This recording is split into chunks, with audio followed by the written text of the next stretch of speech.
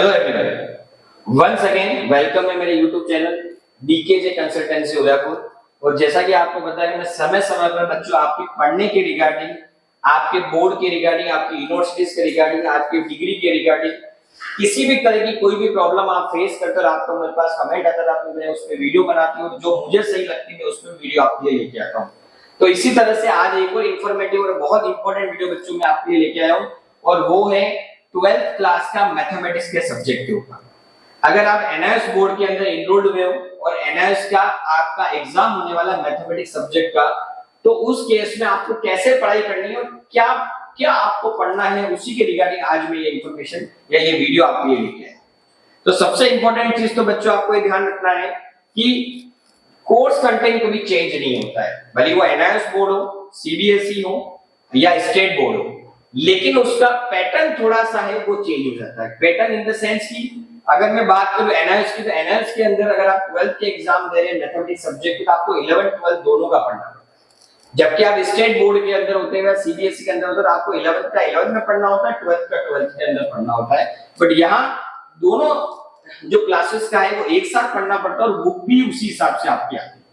लेकिन कंफ्यूजन या फिर जो सबसे प्रॉब्लमेटिक बात होती है, बच्चे जैसे बुक्स को देखते हो आपको लगता है इतना सारा पढ़ना पड़ेगा, ये सब कुछ एग्जाम्स में आएगा, मैं 3 महीने 4 महीने 6 महीने में इतना सब कुछ कैसे पढ़ सकता हूँ या फिर पढ़ सकती हूँ। तो इसी के लिए ये जो क्लेरिफिकेशन है कि कैसे आपको पढ़ाई करनी है, क्या पढ़ना है, उसी के लिए मैं वीडियो लेकर आया। सबसे पहली बात तो आपको ये जानना बच्चों की आपका मैथमेटिक्स का जो पेपर है 12th का जो है वो आपका 100 मार्क्स का होगा। अब 100 मार्क्स का पेपर होगा तो क्या हमको सब पढ़ना है, क्या जितनी बुक्स में हमारी 2 बुक है 2 बुक पूरी पढ़नी है? बच्चों दोनों बुक जो है पार्ट 1 और पार्ट 2 दोनों का अपना रोल इंपॉर्टेंट है, लेकिन अगर मैं क्लियर कट बात बोलूं तो सिर्फ आपने जो सेकंड बुक है उसी का रोल आपके 12th के एग्जाम्स के अंदर रहने वाला है, वो बहुत इंपॉर्टेंट है, उसी से ही पेपर बनता है।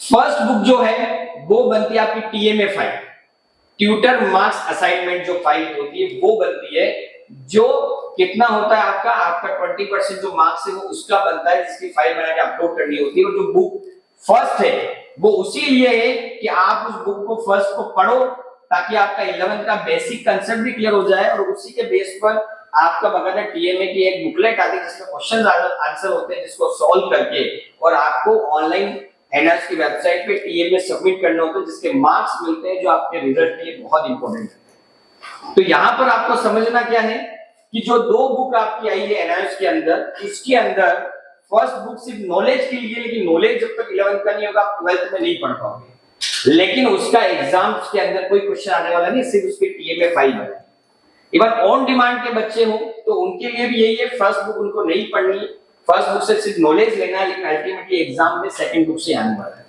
तो ये हमको ध्यान में रखना है कि सेकंड बुक पे ही हमको फोकस करना है, लेकिन बेसिक जो है वो फर्स्ट बुक से आपको क्लियर करना ताकि सेकंड बुक आपको इजी वे में जो है वो क्लियर हो। अब सेकंड बुक भी बड़ी है तो सर उसको इतना कैसे पढ़े, कैसे हम सबसे पहला टारगेट रखें 33% मार्क्स आ जाए, क्योंकि एनआईएस के अंदर पासिंग क्राइटेरिया जो है वो 33% है। तो सबसे पहले मैं जैसे उस पे बात करूंगा 33% कैसे लेके आते हो। यहाँ पर जो आप देखना कि मैथमेटिक्स का जो सेकंड पार्ट है मैं उसी पे बात करूंगा क्योंकि उसी पे पेपर बनने वाला है।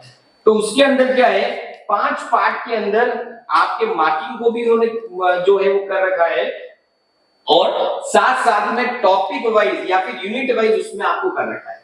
जैसे मैं बात करूं सबसे पहले एलजेब्रा, जिसके अंदर 3 लेसन है, और अगर आप तीनों लेसन्स को करते हो तो 17 मार्क्स पे वो होता है। उसके बाद सेकंड जो पार्ट कर रखा है वो है आपका रिलेशन एंड फंक्शंस, जिसके अंदर 2 चैप्टर है वो 12 मार्क्स के।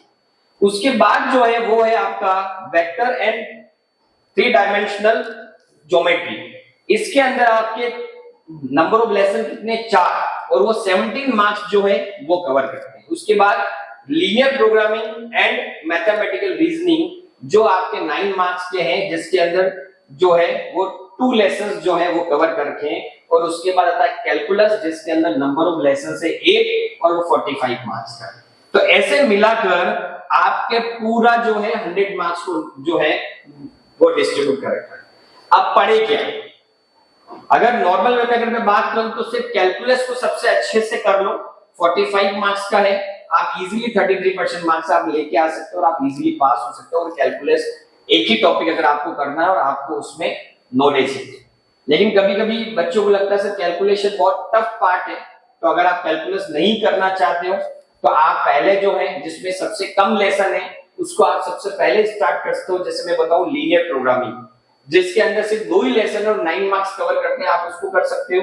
उसके बाद आप जैसे मैं बताऊं अलजेब्रा है, 3 लेसन है और 17 मार्क्स कवर कर रहे हैं, आप उसको कर सकते हो। फंक्शन रिलेशंस को कर सकते हो जिसमें 12 मार्क्स है, या तो आप 45 मार्क्स वाले को एक साथ कर लो, या उसके अलावा जो है टॉपिक जिसमें कम लेसन है उसके अकॉर्डिंग आप जो प्रायोरिटी सेट करके आप उसके अंदर पढ़ सकते हो और बहुत अच्छे से आप मार्क्स लेके आ सकते हो।